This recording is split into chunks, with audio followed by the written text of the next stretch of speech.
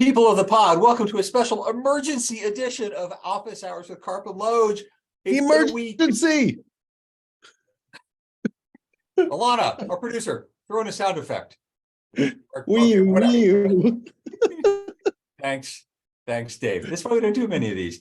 As always, I'm Peter Loge, your co-host, an associate professor in the School of Media and Public Affairs at the George Washington University and a strategic consultant. And I'm joined, as I always am, on the emergency pod by Dave Karp, associate professor at the School of Media and Public Affairs at George Washington University. This emergency podcast is what happens when there is so much news and Peter and I text each other saying, let's talk about this. What is the right way for us to talk about this? Clearly a podcast. Like it's what podcasting is good for, because without podcasting, men wouldn't talk at all. We certainly wouldn't talk about our feelings. Now we can talk about our feelings about public events just in podcast form. There we go. So it's an emergency podcast because we have a lot of feelings. And we're gonna run through stuff. Deep analysis comes later next week. I don't know, 6 months, who knows? But for now, it's gonna be, wow, there's a lot going on. I have a list. Dave, you start. Twitter Blue. We're going to start with Twitter Blue because it's the first one. On 420, after blowing up a massive rocket, Elon Musk finally executed his plan to revoke all of the blue checks from people who were legacy verified. This was his way of calling their bluff, saying, hey, all of you elitist snobs and celebrities, you're going to have to pay $8 a month. I know you can afford it, and I know you value this service enough to show up. About a day later, it turned out that something like 300 people had signed up, formally verified people had signed up, and about 270 verified people who already had it dropped it. So he gained about 30 subscriptions, got really mad, and then started gifting blue checks back to, it looked like just about everybody who had over 1 million followers who were previously verified, whether they were paying or not. And also gifting blue checks just to anyone who was mean to him. So there was a set of people who were using the hashtag #BlockTheBlue in order to organize people to just block all blue checks. This sounds very similar to my idea of hashtag gotta block them all. The difference is #BlockTheBlue came first, had much more activity before it, or behind it, and also is a terrible slogan. Guys, talk to me about this. The problem with #BlockTheBlue is it sounds like a response to Back the Blue, which means that it sounds like it's about like being opposed to police violence, which, hey, I am, but also your messaging should be clear about what that thing is. So my message is better, but nobody listens to me, and also I don't talk loud enough. But anyway, so he started going after that, and everybody who was organizing around #BlockTheBlue just got gifted a blue check just to piss them off, including the greatest Twitter user on earth, @Drill, DRIL. I did learn as an aside this week that almost none of the students in any of my classes had heard of drill before. I told them this to their faces. I'll say it on the pod. I'm failing all of those students. How dare they? How dare they? So Drill, who is a legendary Twitter user, a legendary content creator, and the best shit poster probably of all time, Elon Musk decided what he should do is pick a shit posting fight with Drill in the platform where Drill is most comfortable. This is like going up to like a UFC fighter and Elon Musk saying, you know what I should do is get in the ring with you. This will go great for me. So he spent the weekend basically getting all celebrities on Twitter to publicly announce, hey, just to be clear, I didn't want this thing. I didn't pay for it. How do I get rid of it? Which is just a great way to advertise your product. And also because he's bad at planning, when he had whoever's left working at Twitter add verification checks back to anyone who used to have it and had over 1 million followers, that included dead celebrities. So Kobe Bryant, blue check. Anthony Bourdain, blue check. Jamal Khashoggi, blue check. Keep in mind the Saudis are heavily invested in Twitter.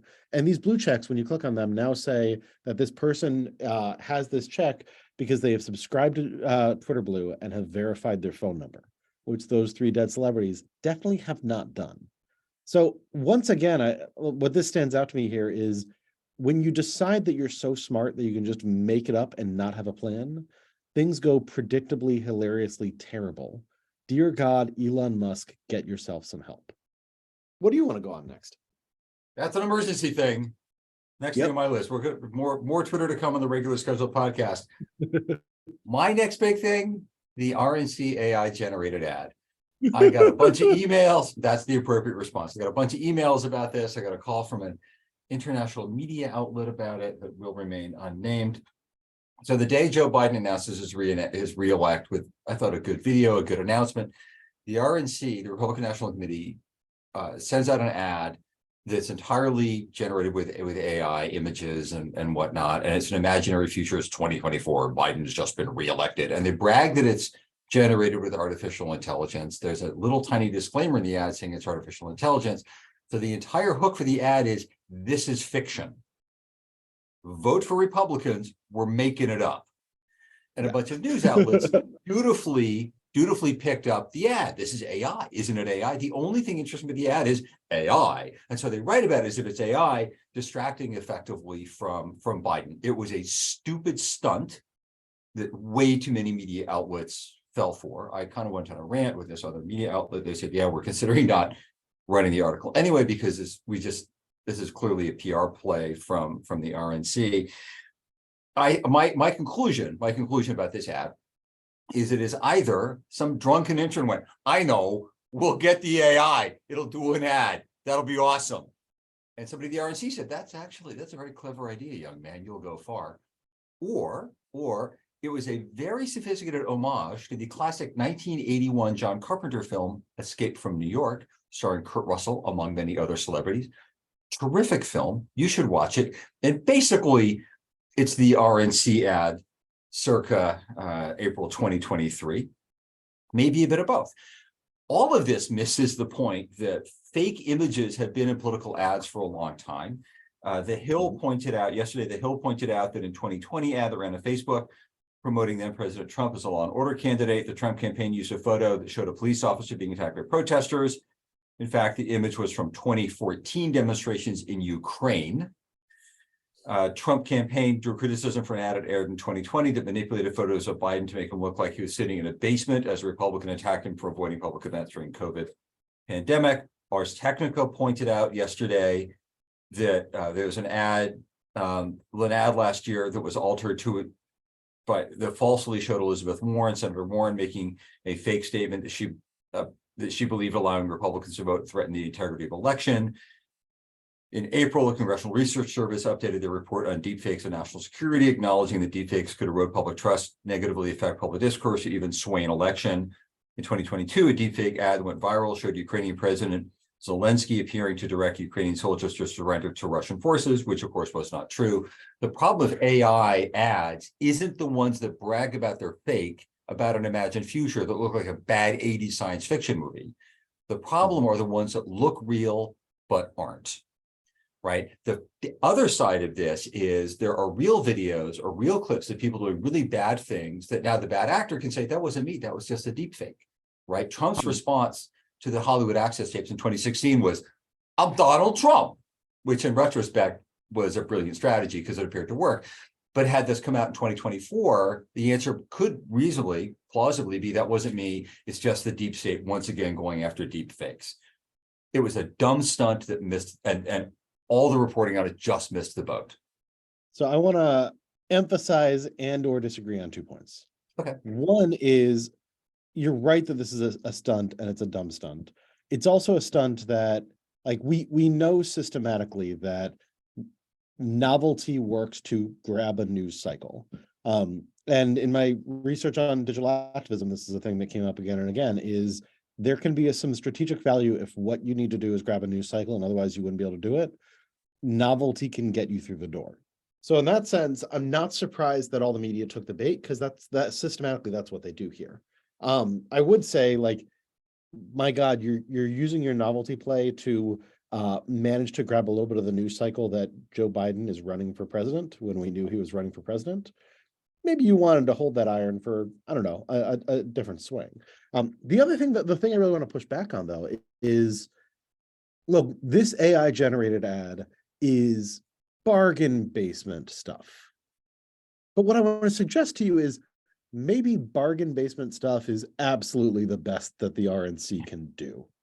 right? Like if their best ad makers had put together their strongest work on 24 hours notice, my guess is it would have been a little more racist, but like, come on, like these guys aren't good professionals anymore. Maybe bargain basement cheap stuff is just as good as these suckers can do. That's just me being gratuitous because it's an emergency pod. I get to do that, man. But that's also been the predictable Democratic response. And Tim Miller, former Republican operative, has said this. They're making stuff up because the truth is Joe Biden's been a good president. But what we're doing is we're talking to the RNC ad and not Biden's reelect. This was a one-off tactic that worked because the press fell for the obvious.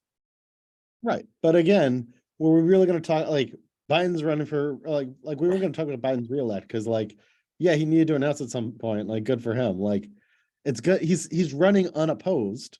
So it's going to be a year before we really have to talk about this. Hey, the other thing I want to ask you, when you made this, when you tried to imitate the intern, were you just doing a gratuitous Boston accent to be mean to Bostonians? Because that's my thing. Yeah, that was a drunken Boston intern at one point. So this is emergency pod. So we're going to move on, but I do a fact check for you here, a little fact check. All right, let's do it. Biden is not unopposed. Marianne Williamson is in the race, and the Kennedy, who's an anti-vaxxer. Yeah, those two are in the race. I stand by my statement.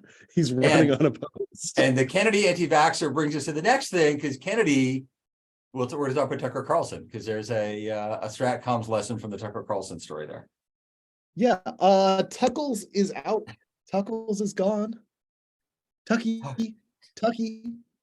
I've got a bunch of Twitter jokes that I came up with yesterday, some of which I think are funny. Go. I run those through. Okay, so let's see.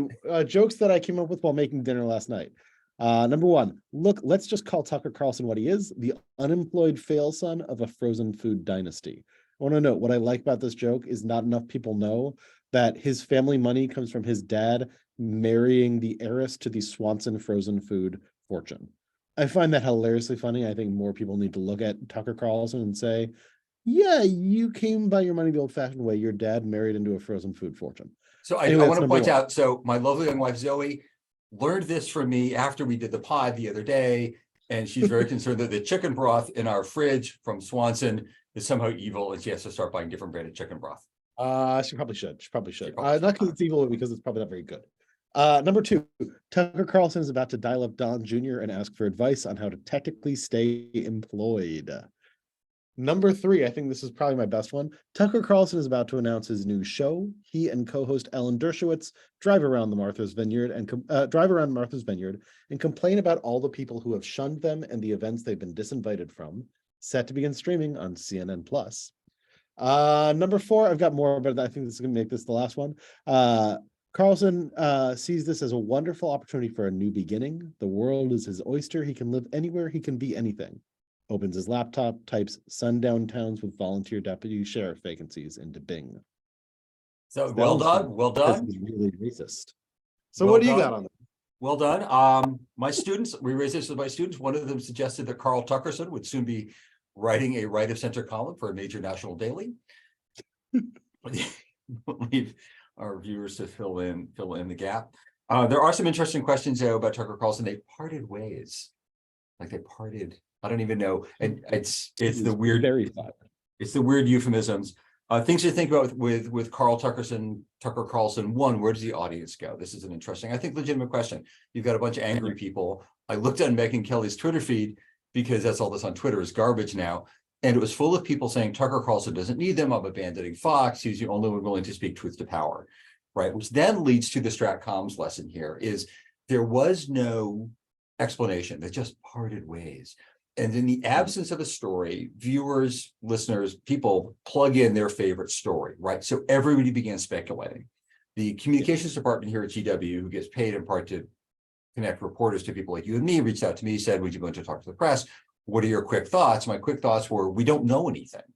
So in absence of knowing things, everybody's going to say, I told you so. Some will say, you can go even too far for Fox. Some said, it's clearly not about Dominion, but the next lawsuit that's coming down the line. My students were fond of that one. One was, Tucker Carlson really got in trouble, not for undermining democracy, but for attacking his bosses.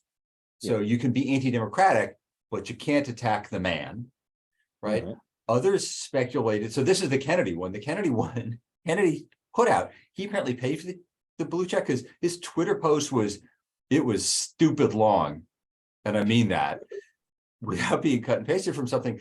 Clearly Tucker Carlson was fired because he had the bravery to speak the truth to power about vaccines and the lies about how bad vaccines are and the anti-vaccine garbage. So Kennedy said clearly Twitter or Fox is part of the deep state and they're part of the man, which then becomes part of actually what Megyn Kelly's followers were saying. So they're plugging that in. It looks like the real answer is probably that the closet to skeleton ratio got out of whack. And it's the lawsuits that are pending because everybody hits a lawsuit. I think another question though is what Carlson does next. And because he will not, I like this line, I'm using it. Tucker Carlson is not going to go quietly into this political night and spend the rest of his days quietly tending to his begonias. But I think that becomes the interesting question. Like, does he get a Substack? Does he get a podcast? He's not going to go to Substack because, and this feels weird to say because I like to tease myself, Substack is actual work. He's going to want a TV show somewhere, right? He's got audience. I don't think he's going to pull a Glenn Beck, right? Like both Glenn Beck and Bill O'Reilly said, fine, I don't need Fox. I'm going to set up my own thing and it'll do even better. And their new things did not do any better. I think he's more likely to be like Megyn Kelly and search around to a bunch of other outlets and say, hey, who wants to pay me money? My guess is Russia Today is going to jump at it. OANN might jump at it. Newsmax, I think they've got a TV station. Like, he has been employed by enough TV stations and was, as of last week, the most popular anchor on Fox. I don't think he moves most of his audience with him. I think most of them are too lazy to change the channel, but he's got a devoted following. And also he's shown that he is very good at delivering a white nationalist message to an audience that wants to hear it. So I think he's going to stay on TV so he can bring his entire sexist, racist production team with him. His one of the other lawsuits that's pending is apparently was released today that one of his assistants recorded 90 different audio tapes of the shit that was going on behind the scenes. But he's going to want to take those buddies with him and see who's going to give him a contract. Like he's not going to podcast. One of my students was saying like, yeah, he's going to go onto YouTube. And I was like, that would be hilarious. He's not going onto YouTube. He's going to say to news outlets, hey, who wants to pay me next? And I think he's going to be a little disappointed in the answers because he did just cost Fox a decent portion of that 87 million. But somebody's going to say, yeah, sure, we need some talent. Come on over. It's going to be a lesser station, although a lesser audience. I think the bigger question is who replaces him at Fox. And my guess is, maybe they will be less talented than he is at spreading the garbage message he wanted to spread. We'll see who they pick.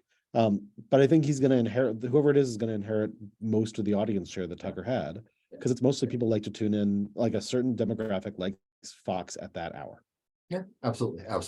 But the comms lesson I think we take from this then is also people plug in their favorite story and they rant at whatever windmill they're going to rant it before. There's a whole lot of, I knew it all along, I told you so. Interestingly enough, Dom Let. I mean, I would add that's, I would add that that's particularly true here because there's a lawsuit that just settled, a bunch more getting filed, and that means that there's a bunch of things that have been released and a bunch of things that have been redacted, right? And so that makes it difficult to provide any clear comms because the question of like, all right, well, why don't you become, you can't go public on that.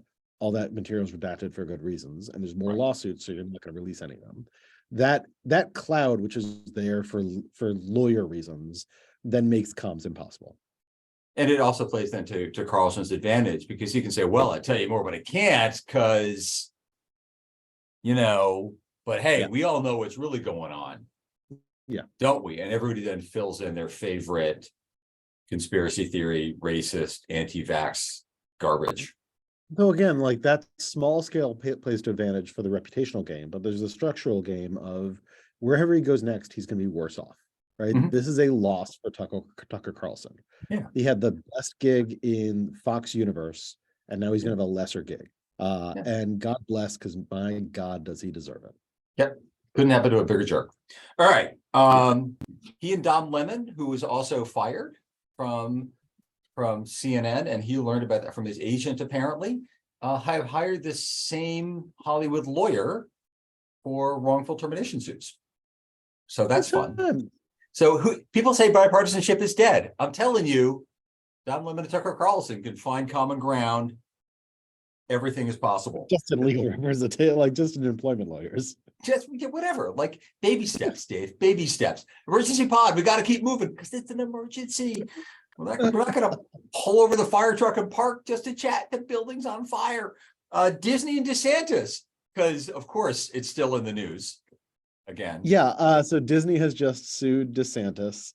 I haven't gotten to see the details of the lawsuit yet, but I just want to point out Disney has gold-plated lawyers, and Ron DeSantis, his presidential hopes are fading before he's even announced. You don't want to mess with Disney's lawyers. You so much don't want to mess with Disney's lawyers that, like, I feel weird being on the side of, oh, Disney's bringing, like, I don't want to be giddy about Disney bringing the lawyers because, like, they're usually the like bad guys, right? Like they're being like, you cannot exercise copyright over your creative things, and they've got all the lawyers who just got to go with it. But here they are pointing their gold-plated lawyers at Ron DeSantis in Florida, and like, Ronnie, my buddy, you know how you're bad at these things? Yeah, you're really bad at these things. This is gonna be hilarious. My popcorn intake is gonna go through the roof. And the popcorn industry is grateful, which leads me to my last thing for the emergency pod. Are we ready for the last thing for the emergency pod? Let's do it, though. I am curious about your thoughts about the popcorn industry. You think there's an industry? It's a top, of course there's the snack food industry, the snack food council. The snack food industry too, but like, in your mind, is there such a thing as big pop? Of course there is. Of course there is. What's the last thing? Emergency pod. Emergency pod. Last thing. So there's a remarkable article in the most recent New Yorker that I will put in the footnotes, peterloge.com podcast, and on Medium, along with all the other stuff we've been talking about. Amazing article on Taco Bell. And that the article's title is Taco Bell's Innovation Kitchen, the front line in the stunt food wars. And the reason I bring this up as a strat comms lesson is so Taco Bell, they invent new products, as do all the fast food chains. There are apparently stunt food wars going on. There's a melted cheese burrito, which is hugely popular. It was put together by a dairy scientist, because there are those, named Mike Ceresi. I apologize, Mike. I know you're probably a loyal listener. I apologize for mispronouncing your last name. Had worked hard on the melted cheese burrito every day for months.